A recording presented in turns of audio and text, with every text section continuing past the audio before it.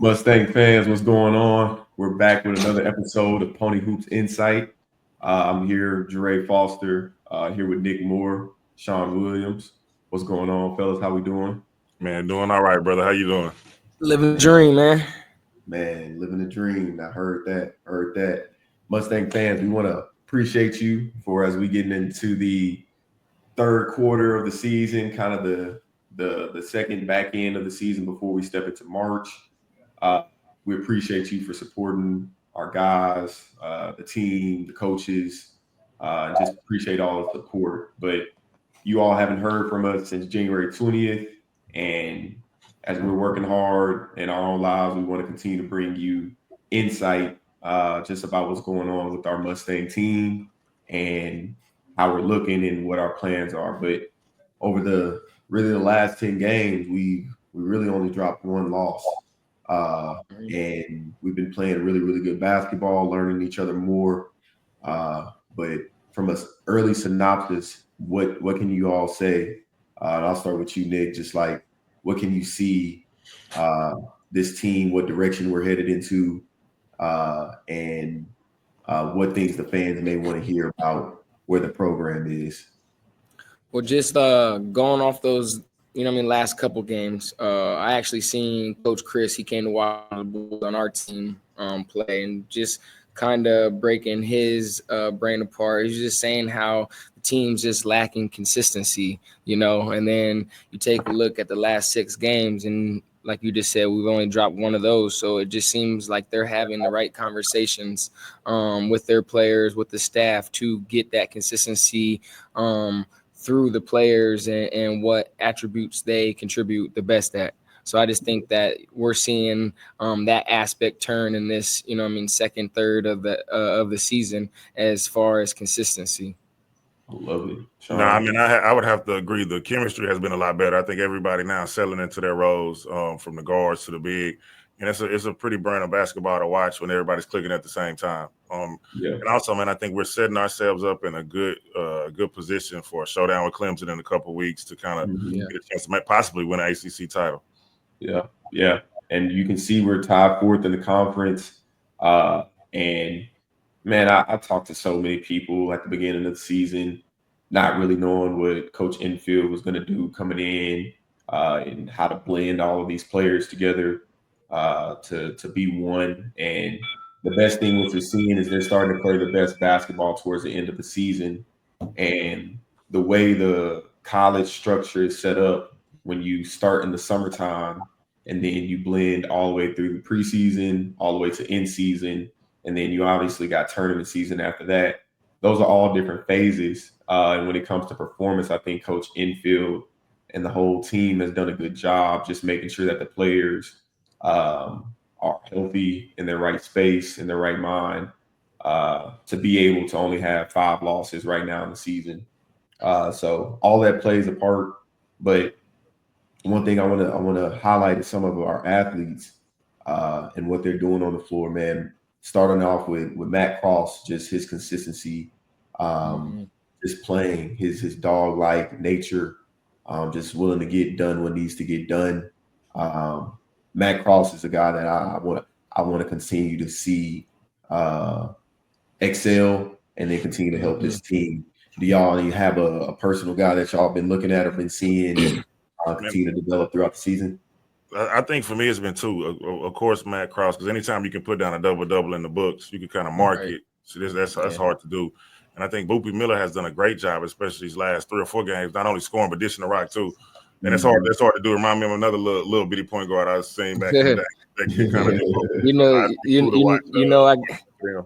day. Appreciate you. But, I got to rock with this little guy. So Boopy would probably be on my mind just as far as what job comes with being a point guard. And just like Shawn said, he's getting his buckets. But one thing I love to see is him, continuing to average double digits in assists and kind of tying his career high in assists game to game. So that's pretty good to see, And then just speaking kind of like on the team too, I want to throw out there like, fans got to understand how Coach Enfield wants to play. And for the past 12 years, his programs have been top 5 in possessions per game, points per game, field goals attempted. I mean, fans and us got to kind of realize too in the year 2025, you know what I mean, it's an up and down game to where when we are hitting our shots and stuff like that, you know, games are pretty, you know what I mean, easy, and fans, it's easy to cheer for them. But then when we're not hitting shots, right, things are going on, it might look a little different. Yeah. To add to that a little bit, man, I think also BJ Edwards, man, kind of the glue guy in a sense, who does a little bit of everything, rebounds a little bit, kind of gets in there, plays defense. He might be the unheralded one out of the guards, but he's done some great stuff the last couple of games. Man, all the guys, Kerry Oquendo running the floor, you know, knocking down shots, dunking on folks. Man, come on now. Yeah, that's what you want to see. I mean, and just like to the other guys, we don't want to think that we're not giving you guys love, because each and every one of your guys' job is important to the team, right? We're just highlighting some guys' names that have, you know, impacted the game, but obviously, you know, we're winning as a team, we're losing as a team. So each and every one of you guys are just as important. So I don't want you guys to think that. Man, that's huge. That's huge, man. Yeah, that's a synopsis of just like how we've been playing and what we've been looking like. But I'm gonna break it off real quick, and we're gonna get back to the Mustangs in a second. But we got to talk about this Luka trade. Oh yeah. You know what I'm saying? The Mavs and the Lakers. There's multiple perspectives that you can have in this. I have two perspectives when it comes to performance, longevity in the athlete, and why would they make that trade from an investment standpoint, but then also on the business side with Luka going to LA and being an international player when it comes, and what that does for the NBA moving forward. So his longevity, his performance, his body, from a standpoint of longevity, is not the best investment. So I can see why they make that decision. But I'm curious to see what y'all think about the trade and why you think it went down. Let me start by saying this. Like, I don't know what happened behind the scenes, but from what I'm hearing, maybe Luka had too much rusty tacos. Maybe that was that's the reason. I mean, I think we don't necessarily know what goes behind the doors, but if I had a lot of rusty tacos too, it'll probably might hinder my performance a little bit because they're so good. But I don't know, man. I think both sides kind of won and somewhat, and both sides kind of lost. It's kind of hard to figure out why you would trade a generational talent like that. But like I said, we don't know what's going on behind the scenes. It's not like they didn't get nothing back. Anthony Davis is not bad. He's still a really good player. Sucks that he got hurt the first game. But I'm gonna just leave it at that. I don't know what's going on behind the scenes. Yeah, they get paid all that money to make those decisions. So I mean, we'll never know. But just like talking about this though, it's the first time we've seen two reigning NBA all NBA players being exchanged mid-season. You know, you look at the interviews of KD talking about, man, like if this happens, then anybody's up. You know, like the NBA is just a funny place.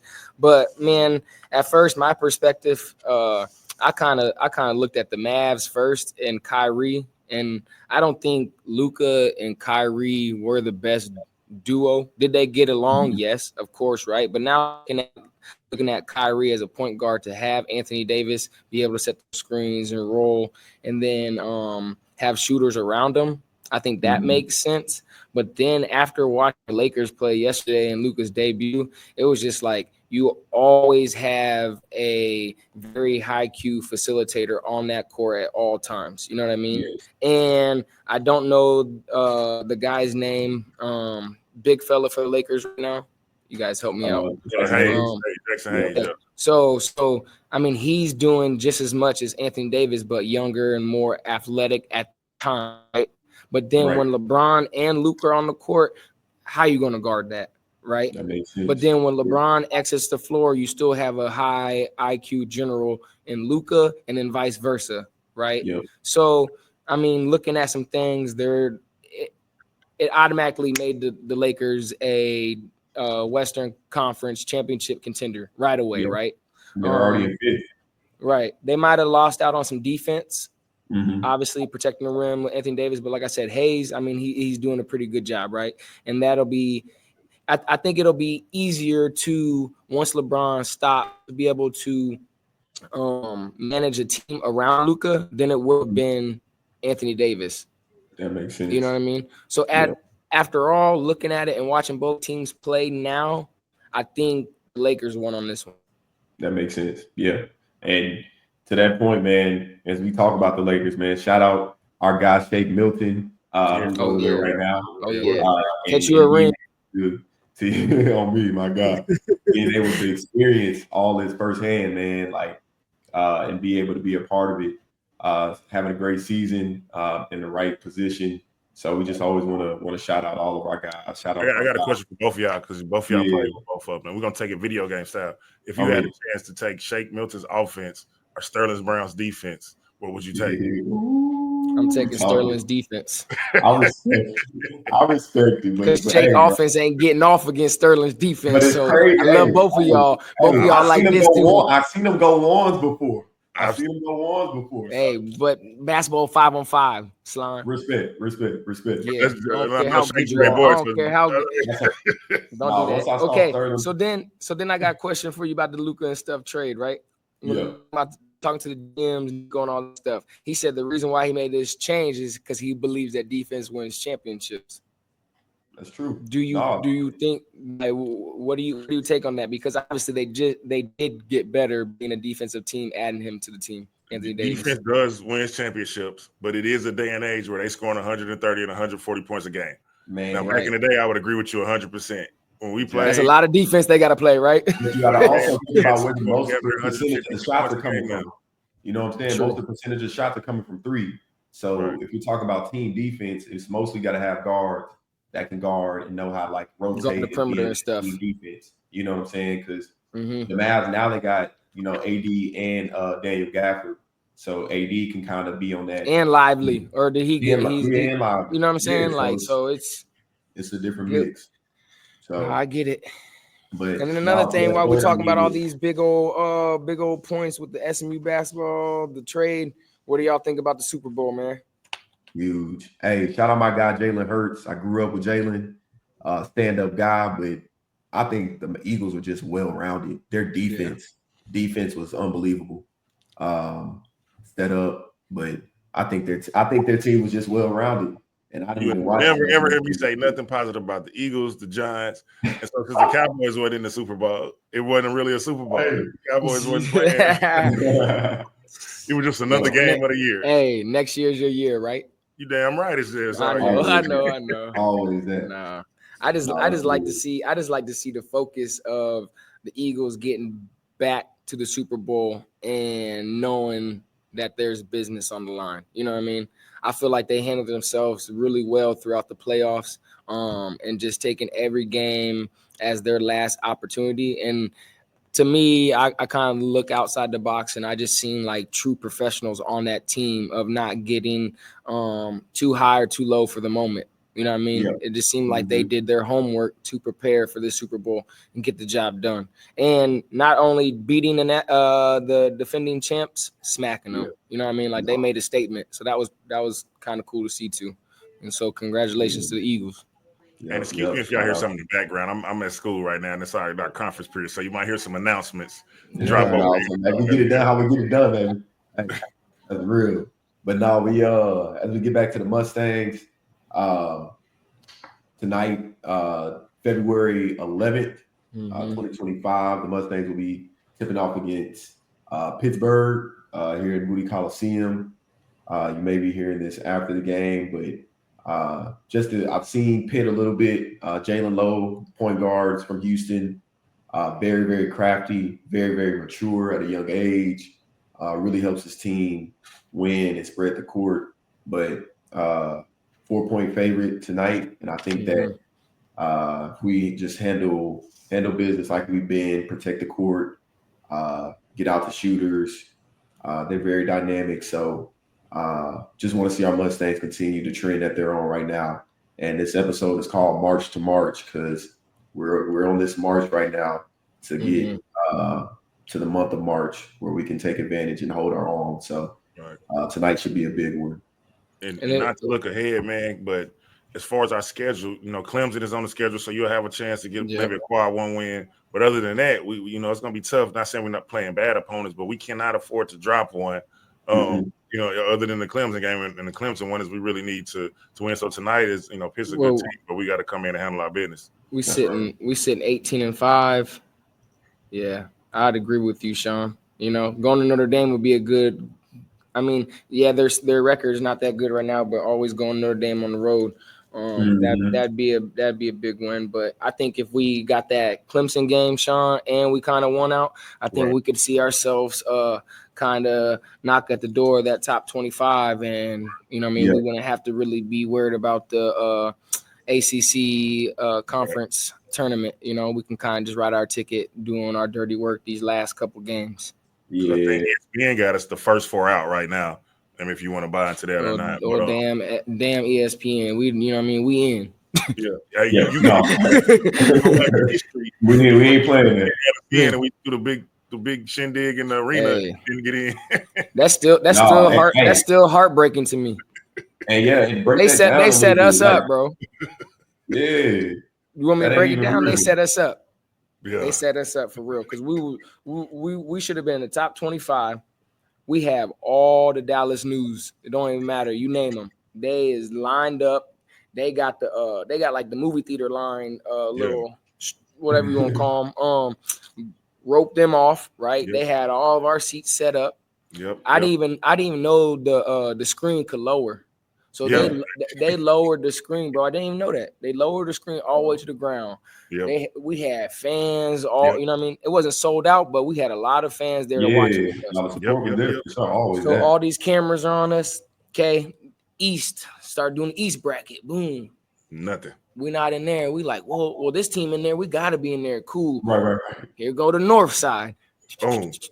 What? We not in the north. All right, cool. Hey, West, we in the West. Cool. West go.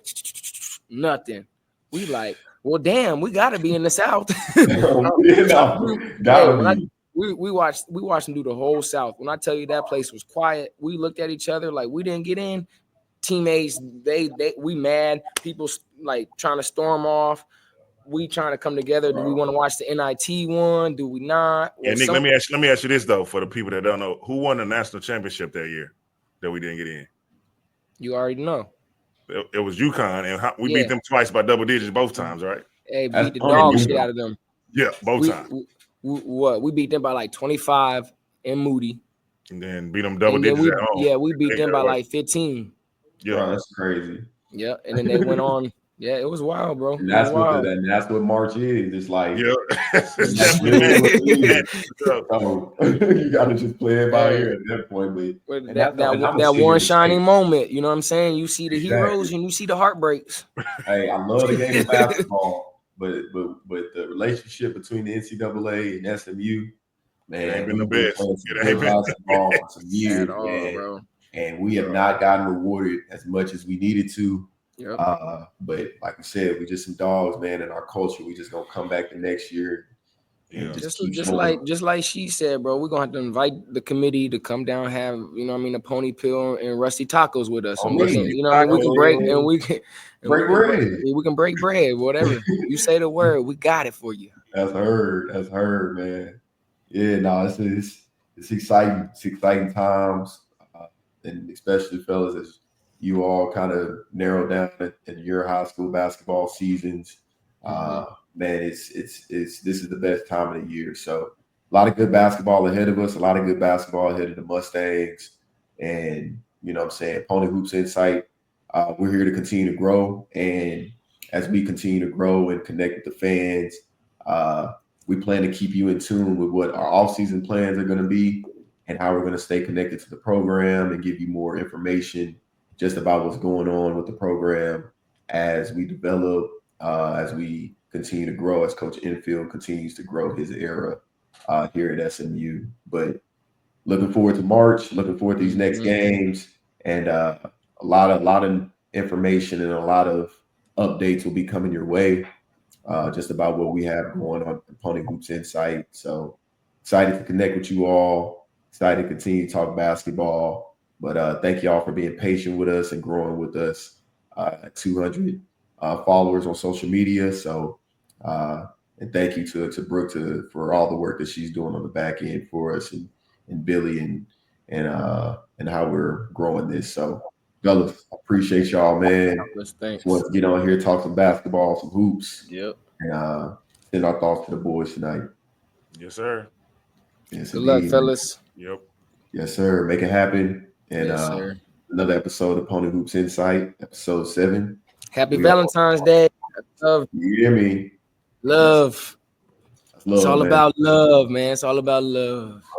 That's all it is. All right.